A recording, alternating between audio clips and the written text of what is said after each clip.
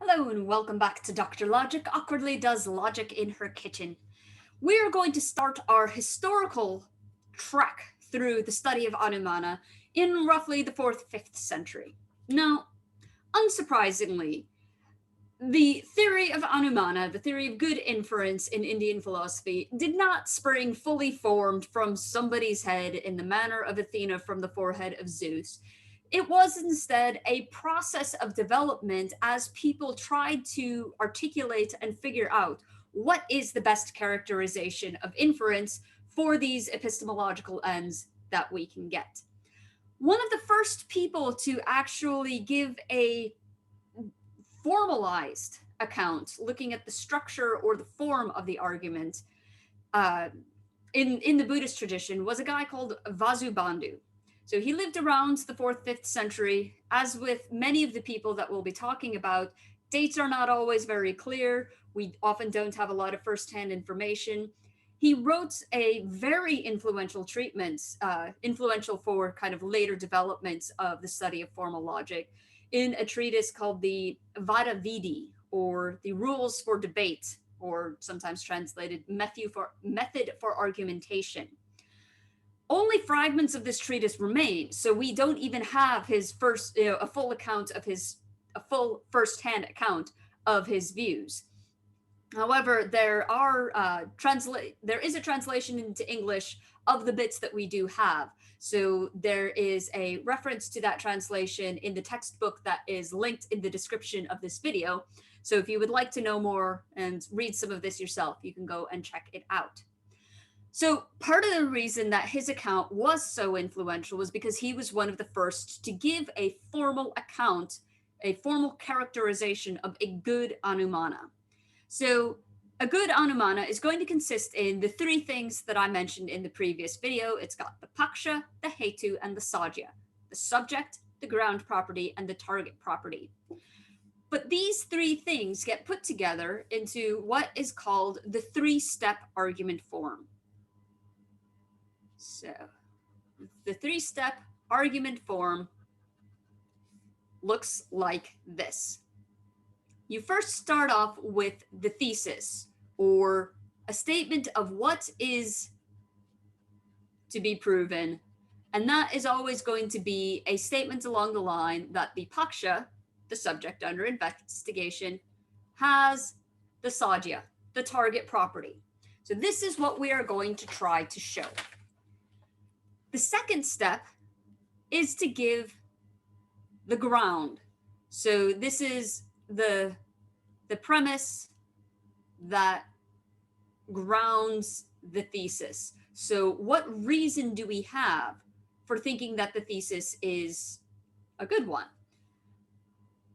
We do this by noting that our subject under investigation, the paksha, has the hetu, the ground property. But we still need something that links the sadhya and the hetu together. So, why should I think that the subject has the target property just because it has the ground property? Well, that comes from the third step, which is the warrant. So this is a statement of indispensability, or indispensability, or a statement of pervasion. And so what we will say is that H pervades S. Or another way of expressing this is to just say that whatever has H has S. And so this is what links the hetu, the ground property, and the sadhya, the target property, together, so that we can make this inference from our knowledge that the subject, the paksha, has the hetu. We can now conclude that it has the sadhya. So this third step is sometimes also called I wanted a different color. There we go. The statement of positive concomitants. So the idea is that, does concomitants have one M or two? I think it only has one, but I'm not sure. That looks kind of weird. Anyway, the statement of positive concomitants is saying that you have this kind of necessary co-occurrence of these two properties. This doesn't say anything about their logical relation. It doesn't say anything about their ontological relation. It just says that whenever you have one, you also have the other. So sometimes in this three-step argument form, the warrant isn't stated explicitly. Sometimes what you might get is an example of something that shows that the two properties occur together. And then this is taken as kind of elliptical for a statement of the warrant. And that is actually what we will see in, I'm going to just erase this so we've got some space.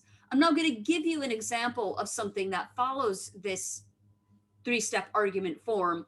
And this is something that comes from Vasubandhu's texts. So, there we go.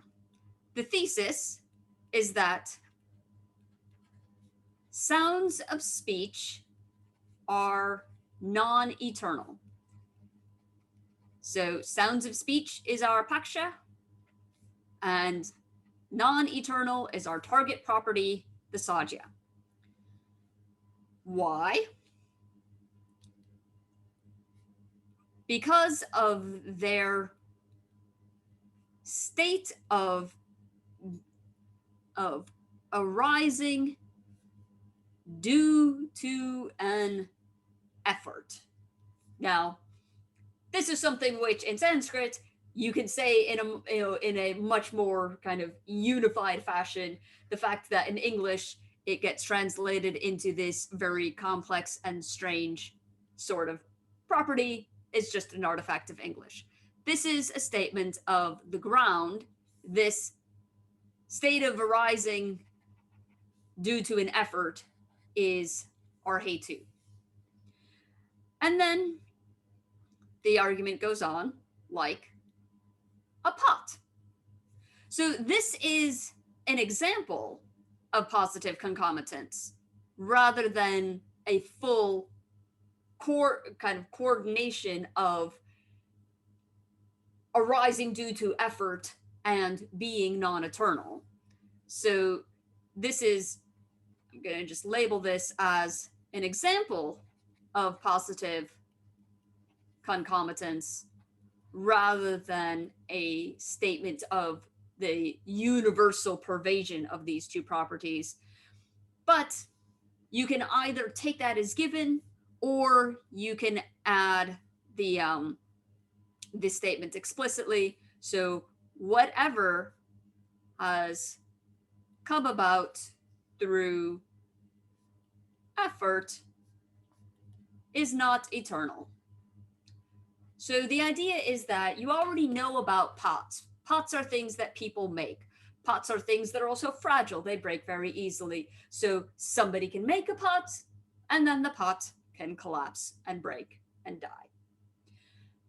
Then we are going to argue that sounds of speech are like pots in the relevant way. Sounds of speech are produced through effort. Somebody has to do something that makes these noises. As a result, because of this concomitance between being kind of the product of effort, being caused, you might say, then those things are not going to be eternal. They will eventually come to an end. And so that is why sound is non-eternal, according to Vasubandhu, given a three-step argument. So isn't that cool? We will see some more examples of this, and then we'll begin to talk about why it is that this is a good kind of pattern of argumentation, or what sort of pitfalls you might find yourself in if you don't follow it quite precisely. And this will lead us into looking at some later authors who wanted to kind of expand on what Vasubandhu said, saying, okay, he got the core part of the argument structure right, but there's some more constraints that you need to add in order to ensure that you're getting a good inference. So that's what we've got coming up. Join me then. I hope to see you then. Take care. Cheers.